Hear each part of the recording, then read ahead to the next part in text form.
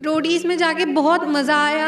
कोई बीच में बोलने लग जाता है ना, किसी भी चीज़ को वहाँ चलता है ऐसे, किसी को नीचा दिखाना या ऐसा कुछ हो जाता है। मेरे मम्मा ने कबड्डी खेली है और वो कबड्डी के थ्रू ही उनकी जॉब लगी थी। एक मैच में मेरी एल्बो डिस्लोकेट हो गई, फिर उससे रिकवर करने में बहुत टाइम लगा। जैसे था कि कंधे पे चक लिया प्रिंस नरूला सर को। वो मेरे साथ में जो रमन दीदी थे वो एल्विस सर को करके स्क्वाड कर रहे थे। सत श्री अकाल, मैं हाँ ਤੁਹਾਡੇ ਨਾਲ सोनू ਜਾਂਸਲਾ ਤੇ ਤੁਸੀਂ ਦੇਖ ਰਹੇ ਹੋ ਚੈਨਲ ਸਤਰੰਗ। ਅੱਜ ਕੱਲ੍ਹ ਦੇਖਿਆ ਜਾਂਦਾ ਹੈ ਕਿ ਹਰ ਪਾਸੇ ਦੇਖਿਆ ਜਾਂਦਾ ਹੈ ਕਿ ਬਹੁਤ ਤਰ੍ਹਾਂ ਦਾ ਮਾਹੌਲ ਚੱਲਦਾ ਹੈ, ਬਹੁਤ ਸਾਰੀਆਂ ਰੀਲਾਂ ਵਾਇਰਲ ਹੁੰਦੀਆਂ ਨੇ। ਜੋ ਪੰਜਾਬ ਦਾ, ਜੋ ਹਿੰਦੁਸਤਾਨ ਦਾ ਮਾਹੌਲ ਬਣਿਆ ਹੋਇਆ ਹੈ, ਉਹ ਸਾਰੇ ਭਲੀ ਭਾਂਤ ਜਾਣਦੇ ਨੇ। ਜੇ ਆਪਾਂ ਕੁੜੀਆਂ ਦੀ ਗੱਲ ਕਰ ਲਈਏ ਤਾਂ ਬਹੁਤ ਸਾਰੇ ਪਾਸੇ ਕੁੜੀਆਂ ਨੂੰ ਬਹੁਤ ਕੁਝ ਸਹਿਣਾ ਵੀ ਪੈਂਦਾ ਤੇ ਬਹੁਤ ਸਾਰੇ ਜਿੱਦਾਂ ਲੋਕ ਦੇਖਦੇ ਨੇ ਕਿ ਕੁੜੀਆਂ ਨੂੰ ਬਦਨਾਮ ਵੀ ਕੀਤਾ ਜਾਂਦਾ, ਪਰ ਬਹੁਤ ਸਾਰੀਆਂ ਕੁੜੀਆਂ ਜਿਹੜੇ ਆਪਣੇ ਮਾਂ-ਬਾਪ ਦਾ ਨਾਂ ਰੌਸ਼ਨ ਕਰਦੀਆਂ ਨੇ ਤੇ ਦੇਸ਼ ਦਾ ਨਾਂ ਰੌਸ਼ਨ ਕਰਦੀਆਂ ਨੇ। ਬਹੁਤ ਘੱਟ ਐਦਾਂ ਦੀ ਕੁੜੀਆਂ ਨੇ। ਨਹੀਂ ਤਾਂ ਅੱਜ ਦੇਖਿਆ ਜਾਂਦਾ ਕਿ ਸਮਾਜ ਦੇ ਵਿੱਚ ਹਰ ਪੱਖੋਂ ਕੁੜੀ ਨੂੰ ਦਬਾਇਆ ਜਾਂਦਾ ਹੈ, ਕੁਚਲਿਆ ਜਾਂਦਾ ਹੈ। ਸੋ ਅੱਜ ਸਾਡੇ ਨਾਲ ਇੱਕ ਐਦਾਂ ਦੀ ਲੜਕੀ ਮੌਜੂਦ ਹੈ ਜਿਨ੍ਹਾਂ ਨੇ ਬਹੁਤ ਵੱਡਾ ਨਾਂ ਕੀਤਾ, ਰੈਸਲਰ ਨੇ ਔਰ ਕੁਸ਼ਤੀ ਪਲੇਅਰ ਨੇ।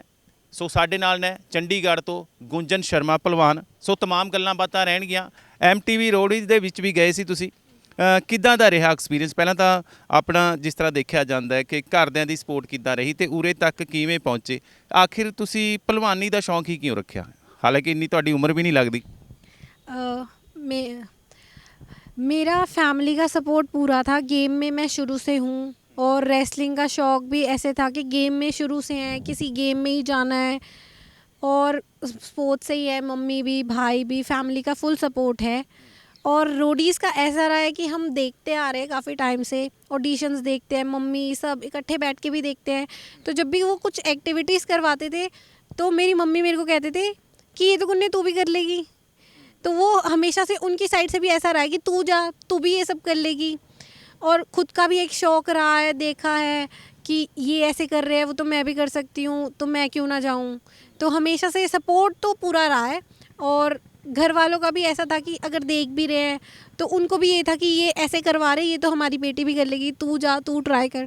तो इस बार फाइनली मैंने जब ट्राई किया और मेरा GD1 GD2 PI तक क्लियर हो गया सब, तो बहुत ही अच्छा लगा। ਅੱਛਾ, ਘਰ ਦੇ ਵਿੱਚ ਕੌਣ ਕੌਣ ਹੈ? ਜ਼ਿਆਦਾ ਸਪੋਰਟ ਸਭ ਤੋਂ ਜ਼ਿਆਦਾ ਕਿਹਦੀ ਮਿਲਦੀ ਹੈ? ਘਰ ਦੇ ਵਿੱਚ ਕੌਣ ਕੌਣ ਹੈ? घर में मम्मी हैं, भाई हैं, पापा हैं। सपोर्ट सबका ही है बिकॉज़ हर एक चीज़ में सबका अलग अलग एफ़र्ट है। ट्रेनिंग में मेरा भाई मेरे साथ होता है, मम्मी का सपोर्ट है कि किसी भी चीज़ की रोक टोक नहीं है कि इस टाइम जा रहे हैं तो तूने घर पे ये काम करना है, ऐसा कुछ नहीं है। अगर मैं गेम के लिए जा रही हूँ तो मैं गेम के लिए जा रही हूँ, पीछे मम्मा ही देख रहे हैं घर को। पापा का ऐसा है कि सुबह सुबह हम मेन डाइट मुझे मेरे पापा दे रहे होते हैं बना बनू के। कोच का भी फुल सपोर्ट है क्योंकि ट्रेनिंग में फुल एफर्ट्स के साथ करवाना बच्चे को, वो उनका भी मतलब हर तरफ से सपोर्ट है। किसी का भी ये नहीं है कि क्यों कर रहे हैं, ये मत कर, वो मत कर, सपोर्ट पूरा है। ਅੱਛਾ, ਤੁਹਾਡੇ ਮੈਂ ਦੇਖਿਆ ਕਿ ਤੁਹਾਡੇ ਮੰਮੀ ਪੰਜਾਬ ਪੁਲਿਸ ਦੇ ਵਿੱਚ ਹੈ। ਅੱਛਾ, ਮੰਮੀ ਵੱਲੋਂ ਫਿਰ ਕਿੱਦਾਂ ਦਾ ਰਹਿੰਦਾ, ਗੱਲਾਂ ਬਾਤਾਂ ਕਿੱਦਾਂ ਦੀ ਰਹਿੰਦੀਆਂ? ਜਿਸ ਤਰ੍ਹਾਂ ਮੰਮੀ ਵੀ ਤੁਹਾਡੇ ਮੰਮੀ ਕੀ ਕਰਦੇ ਨੇ ਰਹੇ ਨੇ ਪਹਿਲਾਂ, ਉਸ ਤੋਂ ਪਹਿਲਾਂ ਜਿੱਦਾਂ ਤੁਸੀਂ ਗਏ ਕਿ ਸਪੋਰट्स ਦੇ ਵਿੱਚ? मेरे मम्मा ने कबड्डी खेली है और वो कबड्डी के थ्रू ही उनकी जॉब लगी थी। तो स्टार्टिंग से जब हम छोटे भी थे ना तो मम्मा हमें ऐसे पार्क में ले जाना, कबड्डी खिलाना, कोई भी गेम शुरू से एक्टिविटीज़ में रहे हैं। कोई भी खेलने की है, रनिंग है, शुरू से मम्मा ने रखा उस चीज़ में और वही माहौल बनता गया या उसी में इंटरेस्ट बन गया, जैसे भी कह लो। पर वही लाइन फिर पकड़ी हमने भी। ਅੱਛਾ, ਰੋਡੀਜ਼ ਦੀ ਗੱਲ ਕਰ ਲਈਏ। ਜਿਸ ਤਰੀਕੇ ਦੇ ਨਾਲ ਵੱਡੇ ਵੱਡੇ ਲੋਕਾਂ ਦਾ, ਬਹੁਤ ਸਾਰੇ ਲੋਕਾਂ ਦਾ ਸੁਪਨਾ ਹੁੰਦਾ ਉੱਥੇ ਤੱਕ ਪਹੁੰਚਣ ਦਾ, ਕਿਸ ਤਰ੍ਹਾਂ ਦੇਖਦੇ ਹੋ? ਕਿੱਦਾਂ ਦਾ ਰਿਹਾ ਉੱਥੇ ਦਾ ਐਕਸਪੀਰੀਅੰਸ? ਯਾਨੀ ਗੁੰਜਨ ਆਪਣੇ ਮੋਢਿਆਂ 'ਤੇ ਜਿੱਦਾਂ ਉੱਥੇ ਚੱਕਦੀ ਹੈ ਬੰਦਿਆਂ ਨੂੰ, ਦੇਖਣ ਵਾਲਾ ਸੀਨ ਸੀ, ਉੱਦਾਂ ਦਾ ਐਕਸਪੀਰੀਅੰਸ ਕਿੱਦਾਂ ਰਿਹਾ ਉੱਥੇ? रोडीज़ में जाके बहुत मज़ा आया। और जैसे था कि कंधे पे चक लिया प्रिंस नरूला सर को। वो मेरे साथ में जो रमन दीदी थे वो एल्विस सर को करके स्क्वाड कर रहे थे, तो मैंने भी बोल दिया कि मैं भी कर लूँगी। तो प्रिंस सर आ गए, तो ये बहुत ही अच्छा एक्सपीरियंस था। खुद को शोकेस करने का मौका मिलता है, खुद की पर्सनालिटी दिखाने का, जिस चीज़ पे हम काम कर रहे हैं वो दिखाने का मौका मिलता है। तो बहुत ही मज़ा आया, बहुत ही सपोर्टिव भी थे सब। ਅੱਛਾ, ਦੇਖਿਆ ਜਾਂਦਾ ਹੈ ਅੱਜ ਕੱਲ੍ਹ ਕੁੜੀਆਂ ਨੂੰ ਬਹੁਤ ਸਾਰਾ ਸ਼ੌਂਕ ਹੁੰਦਾ ਰੀਲਾਂ ਬਣਾਉਣ ਦਾ, ਸੋਹਣੇ ਲੱਗਣ ਦਾ, ਇੱਦਾਂ ਦੇ ਸੂਟ ਪਾਈਏ, ਇੱਦਾਂ ਦੀ ਜੀਨਸ ਪਾਈਏ, ਇੱਦਾਂ ਦਾ ਸ਼ਿੰਗਾਰ ਕਰੀਏ। ਯਾਨੀ ਬਹੁਤ ਦੇਖਿਆ ਜਾਂਦਾ ਅੱਜ ਕੱਲ੍ਹ ਕੁੜੀਆਂ ਨੂੰ ਜ਼ਿਆਦਾ ਕਰੇਜ ਹੈ। ਯਾਨੀ ਕਿਸ ਤਰ੍ਹਾਂ ਦੇਖਦੇ ਹੋ ਕਿ ਅੱਜ ਦੇ ਦੌਰ ਦੇ ਵਿੱਚ ਜਿਸ ਤਰੀਕੇ ਦੇ ਨਾਲ ਤੁਸੀਂ ਆਪਣੇ ਮਾਂ-ਬਾਪ ਦਾ ਨਾਂ ਰੌਸ਼ਨ ਕੀਤਾ, ਆਮ ਕੁੜੀਆਂ ਦੇ ਵਿੱਚ ਜਿਸ ਤਰ੍ਹਾਂ ਦੇਖਿਆ ਜਾਂਦਾ ਰੀਲਾਂ ਬਣਾਉਂਦੇ ਨੇ, ਤੁਹਾਡਾ ਨਜ਼ਰੀਆ क्या है ਇਹਨਾਂ ਚੀਜ਼ਾਂ ਦੇ ਵਿੱਚ? आजकल सोशल मीडिया की ग्रोथ इतनी बढ़ गई है कि लाइक रील्स बना रहे हैं, व्यूज़ आ रहे हैं, फेमस हो रहे हैं। एवरीवन इज़ कि फेमस होना है या कुछ भी जो भी उनकी क्वालिटी है वो उस चीज़ को लेके फेमस हो रहे हैं, और कहीं ना कहीं से उनकी इनकम भी स्टार्ट होती है या ब्रांड से कोलैबोरेशन कुछ भी। तो जो उस चीज़ में अच्छे से कर रहे हैं वो उनके लिए एक ग्रोथ ही है, क्योंकि उनका इंटरेस्ट ड्रेसिंग में है, स्टाइल में है, फैशन में है, जहाँ भी है, बट वो उसके अकॉर्डिंग चल रहे हैं तो वो अच्छा है। उन्होंने जो फील्ड जो उनका इंटरेस्ट है वो उसके अकॉर्डिंग कर रहे हैं।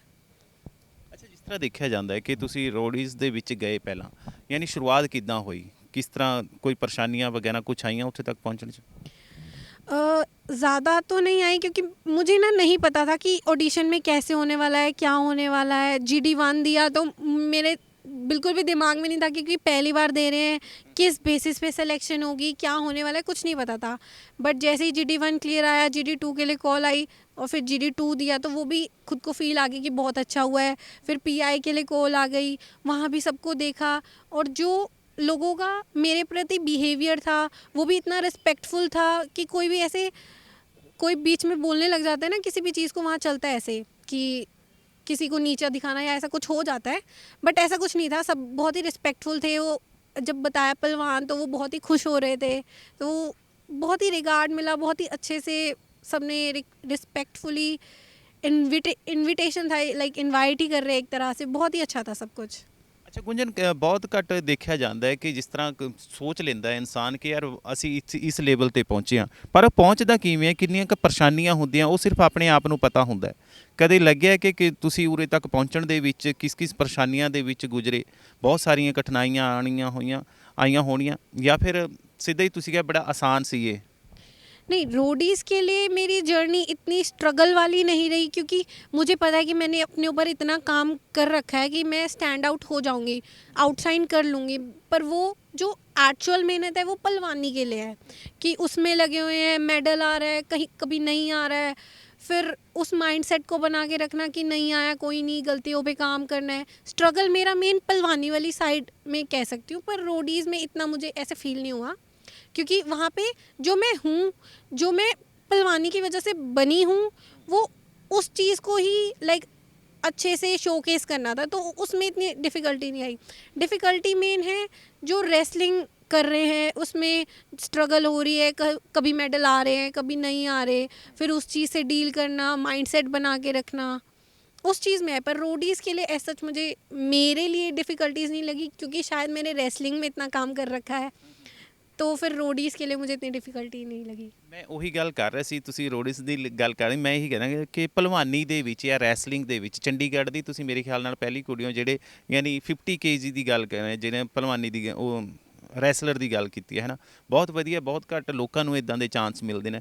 ਯਾਨੀ ਉਹੀ ਗੱਲ ਕਰ ਰਹੇ ਕਿ ਇਸ ਦੇ ਵਿੱਚ ਕਿੰਨਾ ਕੁ ਮਿਹਨਤ ਕਰਨੀ ਲੱਗੀ, ਤੁਹਾਨੂੰ ਕਰਨੀ ਪਈ?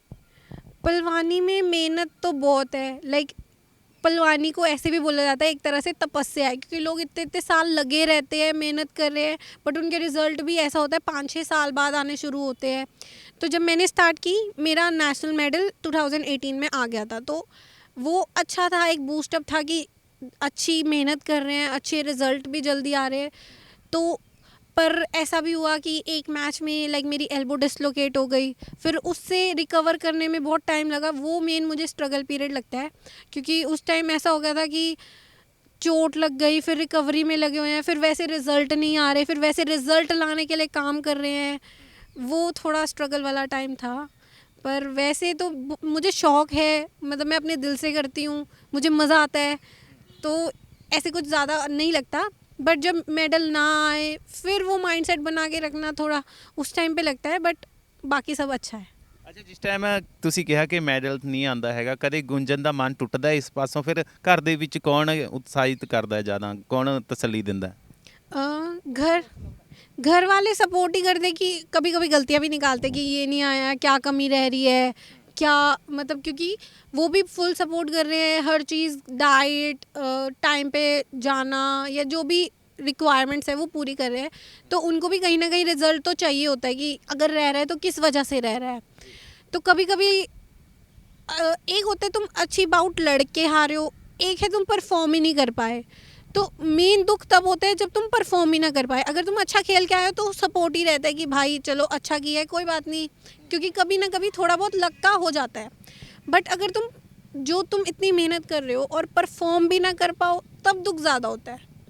तब मन थोड़ा लगता है कि क्या हुआ, ये क्या कर दिया।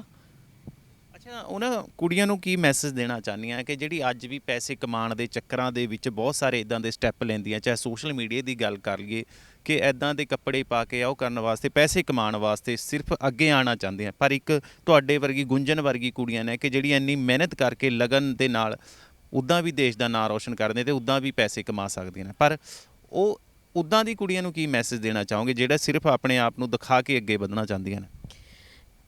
हमारी सोसाइटी इतनी आगे चल रही है कि ये सब नॉर्मलाइज हो रहा है, विच इज़ फाइन। बट जो भी तुम्हारा टैलेंट है, तुम उसको किस तरीके से शोकेस कर रहे हो वो तुम्हारे हाथ में है। तो वो मैं उनको यही कहना चाहूँगी कि ये वो तुम्हारे हाथ में है कि तुम्हें खुद को कैसे रखना है, क्योंकि तुम जैसे रखोगे लोग तुम्हें वैसे ही देखेंगे। और उसमें कुछ भी बुरा नहीं है अगर तुम वेस्टर्न स्टाइल फॉलो कर रहे हो, कुछ भी फॉलो कर रहे हो, बट तुम अगर खुद के लिए खुद की नज़रों में सही हो ना, तब तक कोई भी तुम्हें गलत नहीं कह सकता।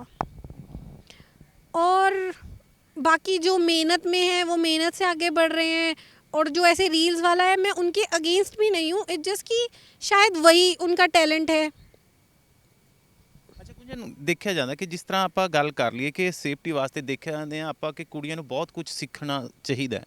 ਤੁਸੀਂ ਕੋਈ ਮੈਸੇਜ ਦੇਣਾ ਚਾਹੋਗੇ? ਜਿਸ ਤਰ੍ਹਾਂ ਅੱਜ ਦੇਖਿਆ ਜਾਂਦਾ ਕਿ ਬਹੁਤ ਸਾਰੇ ਰੇਪ ਦੇ ਸੀਨ ਹੁੰਦੇ ਨੇ, ਕਿਡਨੈਪਿੰਗ ਦੇ ਇਦਾਂ ਦੇ ਕੇਸ ਆਉਂਦੇ ਨੇ, ਹੈ ਨਾ, ਕਿ ਜਿੱਦਾਂ ਤੁਹਾਡੇ ਮੰਮੀ ਪੰਜਾਬ ਪੁਲਿਸ ਦੇ ਵਿੱਚ ਨੇ, ਯਾਨੀ ਮੰਮੀ ਤੋਂ ਕੀ ਸਮਝਾਇਆ ਜਾਂਦਾ ਹੈ ਇੱਕ ਘਰਦਿਆਂ ਵੱਲੋਂ ਕਿ ਕੁੜੀ ਨੂੰ ਕਿਸ ਤਰੀਕੇ ਦੇ ਨਾਲ ਮਜ਼ਬੂਤ ਰਹਿਣਾ ਚਾਹੀਦਾ, ਜਿਹੜੇ ਸਮਾਜ ਦੇ ਵਿੱਚ ਚੰਗੇ ਤਰੀਕੇ ਦੇ ਨਾਲ ਮਜ਼ਬੂਤੀ ਨਾਲ ਖੜੀ ਰਹੇ, ਜਿੱਦਾਂ ਦਾ ਅੱਜ ਮਾਹੌਲ ਬਣਿਆ ਹੋਇਆ?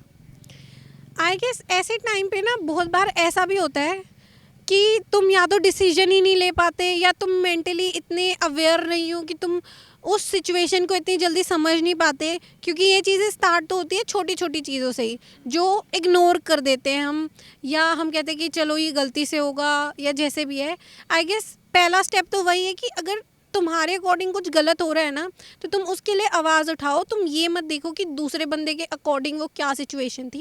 अगर तुम्हारे अकॉर्डिंग वो गलत है तो स्पीक फॉर दैट, क्योंकि मुझे ऐसा लगता है कभी कभी ऐसी सिचुएशन बनती है कि हम यही सोचने में रह जाते हैं कि शायद अगले वाले ने इस तरीके से नहीं किया, हम शायद ज़्यादा समझ रहे।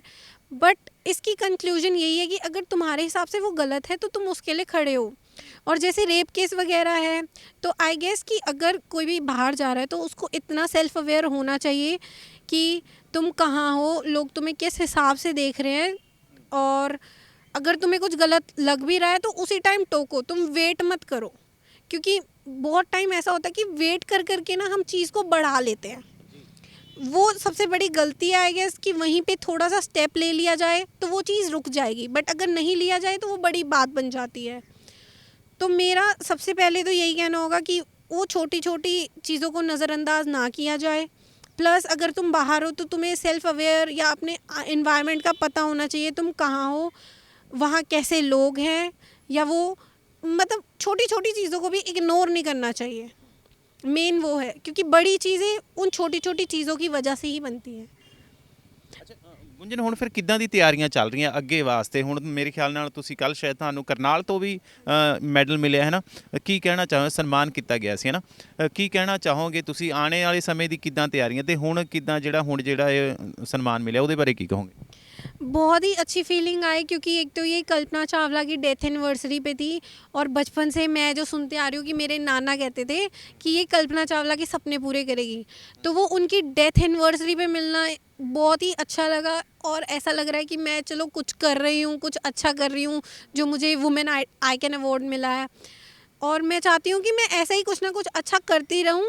प्लस मैं चाहती हूँ कि रेसलिंग में मैं आगे बढ़ूँ, इंटरनेशनल खेलूँ और मेडल लाऊँ। मेन फोकस मेरा रेसलिंग ही है, पर ऐसे जब बुलाते हैं, वो anti corruption foundation of India की तरफ से उन्होंने बुलाया था, बहुत ही अच्छा लगा कि एक सम्मान मिल रहा है, ऊपर से खुद को वैल्यू फील होती है कि भाई तुम सच में कुछ अच्छा कर रहे हो, और इसी ऐसे ही करते रहो तो और अवार्ड्स, घर वाले खुश होते हैं। मेरी मम्मा को भी ना वुमेन आइकन अवार्ड मिला था 2019 में, तो मैं उनको जाके अपना वाला दिखा रही हूँ, तो it was like very good feeling. It's like कि लाइक मदर लाइक डॉटर, तो it was really good. So thank you, ਤੁਸੀਂ ਸਮਾਂ ਦਿੱਤਾ। ਸੋ ਬਹੁਤ ਵਧੀਆ ਲੱਗਿਆ ਤੁਹਾਡੇ ਨਾਲ ਗੱਲ ਕਰਕੇ। Thank you. Thank you so much. So ਇਹ ਸੀ ਜੀ ਆਪਣੇ ਨਾਲ ਗੁੰਜਨ ਭਲਵਾਨ ਜਿਨ੍ਹਾਂ ਨਾਲ ਗੱਲਬਾਤ ਕੀਤੀ। ਸੋ ਕਿੱਦਾਂ ਦੀ ਲੱਗੀ ਗੱਲਬਾਤ ਆਪਦੇ ਕਮੈਂਟ ਕਰਕੇ ਜ਼ਰੂਰ ਦੱਸਣਾ। ਸੋ ਜਿਨ੍ਹਾਂ ਨੇ ਸਤਰੰਗ ਕਟਸ ਨੂੰ ਹਜੇ ਤੱਕ ਸਬਸਕ੍ਰਾਈਬ ਨਹੀਂ ਕੀਤਾ, ਸਬਸਕ੍ਰਾਈਬ ਜ਼ਰੂਰ ਕਰ ਲੈਣ। ਮਿਲਾਂਗੇ ਅਗਲੀ ਵੀਡੀਓ ਦੇ ਵਿੱਚ ਕਿਸੇ ਹੋਰ ਸ਼ਖਸੀਅਤ ਦੇ ਨਾਲ ਗੱਲਬਾਤ ਕਰਦੇ ਹੋਏ। ਦਿਓ ਇਜਾਜ਼ਤ। ਮੇਰੇ ਸਹਿਯੋਗੀ ਬਲਵਿੰਦਰ ਆਰੀਆ ਦੇ ਨਾਲ ਸੋਨੂ ਜਾਂਸਲਾ ਦੀ ਰਿਪੋਰਟ, ਚੰਡੀਗੜ੍ਹ।